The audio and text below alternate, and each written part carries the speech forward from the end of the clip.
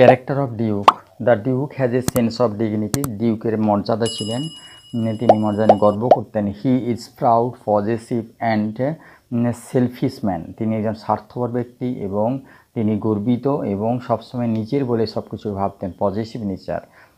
He is a lover of arts. তিনি শিল্পের পৃষ্ঠপোষক ছিলেন।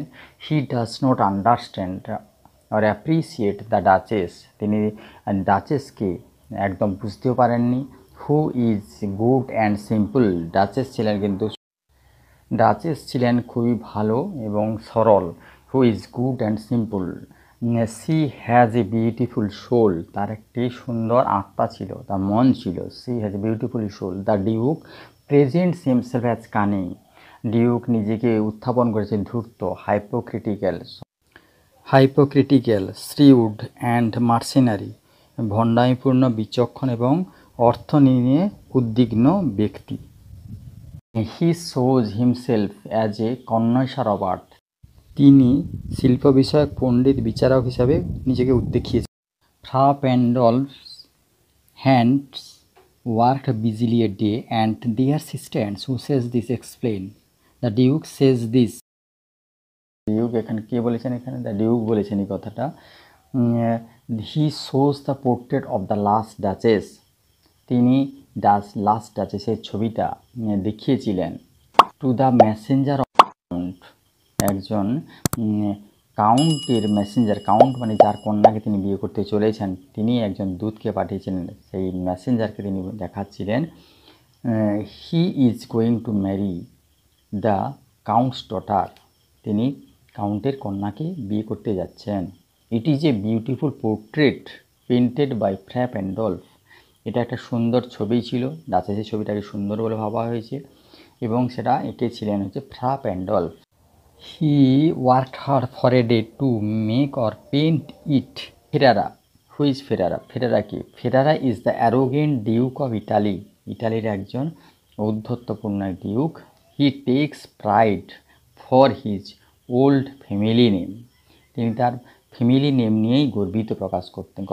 And his collection of art, এবং তার শিল্পের সংগ্রহ নিয়ে তিনি গর্ব প্রকাশ করতেন। This grew, I gave comments, then all smiles stopped together. What made the speaker to give such remark? The Duke says this. His last duchess smiles at every situation and every person and shows appreciation or favor to all. তার last duchess, গত duchess যিনি, সেই ডাচেসে মারা গেছেন, তিনি সবার সামনে হাসতেন, সমস্ত পরিস্থিতিতে হাসতেন এবং সব কিছুকে তিনি ফেভার করতেন, সব কিছুকে। She likes everybody's gift. তিনি সবার গিফটকেও পছন্দ করতেন। হার হ্যাবিট গ্রিউ। এই ধরনের হ্যাবিটটা বাড়তে থাকে। তার হ্যাবিট অফ স্মাইলিং গ্রিউ। হাসার অভ্যাসটা বাড়তে থাকে। The duke give comments to stop her. Duke কী করলেন? নির্দেশ দিলেন এগুলোকে বন্ধ করার জন্য। The duke give comments to stop her habit. এই অভ্যাসটা বন্ধ করার জন্য তিনি কমেন্ট দিয়েছিলেন। Her all smiles stopped forever. মানে তার সমস্ত হাসি বন্ধ হয়ে গেল। শুধু হাসি বন্ধ নয়, তার জীবনটাও স্তব্ধ হয়ে গেল। মানে সি ডায়েড আন্ডার সাসপিশন। সন্দেহের বশে তিনি মৃত্যুবরণ করলেন। He did not understand the simplicity of the duchess. তিনি ডাচেস এই সরলতা ব্যাপারটা তিনি বুঝতে পারেন। Duke shows a rare art of A bronze statue of Neptune. Duke এখানে নেপচুনের একটি ব্রোঞ্জের তৈরি নেপচুনের একটি রেয়ার আর্টকে দেখিয়েছেন। টেমিং এ সি হর্স, যেখানে সিন্ধু ঘটককে বসে আনার চেষ্টা করছিল। এখানে the sea horse represents women class. মহিলাদেরকে বোঝানো হয়েছে সি হর্সকে দিয়ে, কারণ তিনি চান ভবিষ্যতের ডাচেসকে তিনি এরূপ করেই বসে রাখবেন। It is made by Claus of ইন্সবার্গ।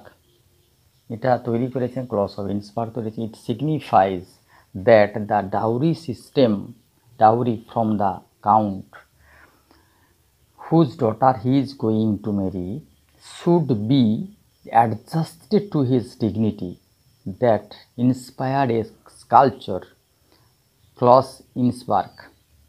বলছি এটা কি, it signifies that the dowry, মানে এটা ডাউরির কথা তুলে ধরেছে এখানে, যে ফ্রম দ্য কাউন্টের কাছ থেকে তিনি ডাউরি চাইছেন, যেটা কি না হবে তার যার কন্যাকে তিনি বিয়ে করতে চাইছেন, whose daughter he is going to marry, যার কন্যাকে তিনি বিয়ে করতে চাইছেন, should be adjusted to his dignity, সেটা হবে তার মর্যাদার সঙ্গে যেন সমান সামঞ্জস্য হয়, এবং দ্যাট ইন্সপায়ার, এবং এই মর্যাদার তার তিনি যে আর্টকে ভালোবাসেন সেটা তিনি উদ্বুদ্ধ হয়ে, তিনি কাকে উদ্বুদ্ধ করেন এবং একজন শিল্পীকে, স্কাল্পচারকে তিনি উদ্বুদ্ধ করেছেন যে ক্লস অফ ইন্সপায়ারকে টু মেক নেপচুন, একটা নেপচুন তৈরি করে দিতে।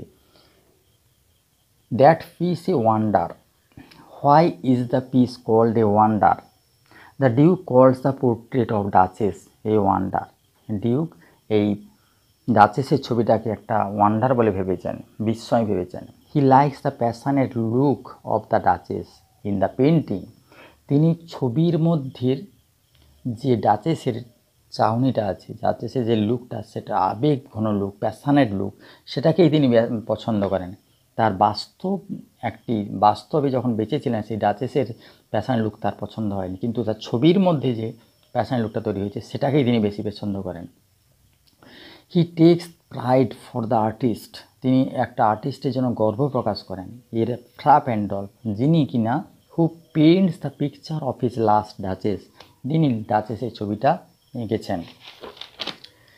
Sir, it was not her husband's presence only called the spot of joy. বলছে যে জয় ইন্টু ডাচেসের চিক, যে এটা একমাত্র তার হাজব্যান্ডের উপস্থিতিতেই হতো না, এরকম কথা, মানে অন্য সবার সামনে হতো, যেটা কি সে হাসতো। Who is sir, who is the husband, where does she show the spot of Joy?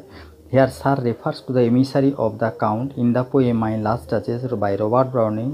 Husband refers to the Duke of Ferrara. The Duke shows the portrait of his last Duchess to a messenger of the count. He is a great lover of art.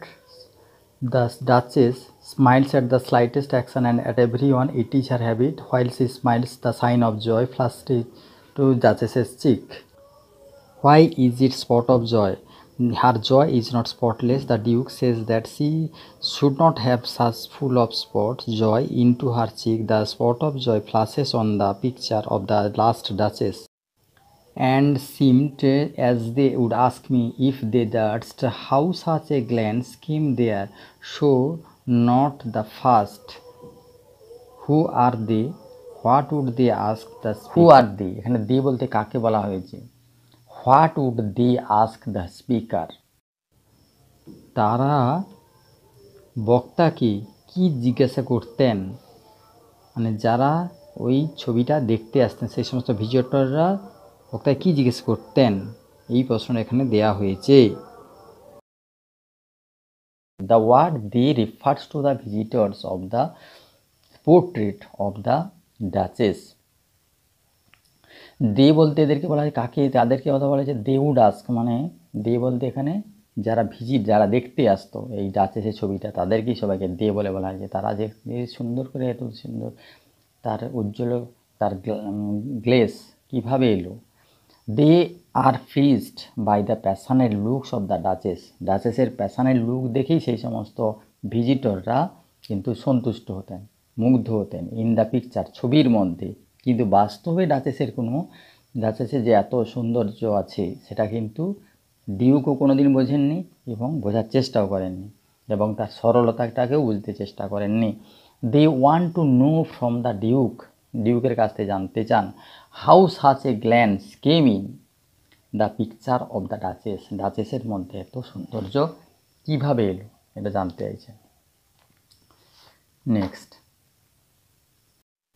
How is power syndrome conveyed in my last duchess? Power সিনড্রোমটা কীরূপ দেখা গেছে এই কবিতার মধ্যে। The duke shows he last duchess to a messenger of the count. তিনি ছবিটা দেখাচ্ছেন একজন মেসেঞ্জারকে, কাউন্টের মেসেঞ্জারকে। He plans to marry the count's daughter. তিনি কাউন্টের কন্যাকে বিয়ে করতে চাইছেন। After the transaction of dowry, কেবলমাত্র পণের বিনিময়ে। He shows himself as autocratic, oppressive and tyrannical. তিনি নিজেকে অটোক্রেটিক, অপ্রেসিভ, নিপীড়নকারী এবং টিরানিক্যাল হিসাবে উপস্থাপন করেছেন। He thinks of his new relationship, তিনি নতুন সম্পর্কের কথা চিন্তা করছেন। When he sits by the portrait and shows the picture to the messenger, যখন মেসেঞ্জারকে ছবিটা দেখাচ্ছেন এবং ছবিটার অনেক গুণগান গাইছেন, কিন্তু অ্যাকচুয়ালি তিনি নতুন সম্পর্কে, নতুন বিয়ের কথা ভাবছেন, নতুন সম্পর্কের কথা ভাবছেন। The duke shows his positive nature to his last duchess, Duke তার অধিকারকে দেখিয়েছেন, তার ডাচেসের প্রতি তার অধিকার আছে সেটাই দেখিয়েছেন। Whose main object was to impress him, এবং ডাচেসের লাস্ট ডাচেসের মেন উদ্দেশ্য হওয়া উচিত ছিল তাকে সবসময় মুগ্ধ করা, ইমপ্রেস, প্লিজ করা।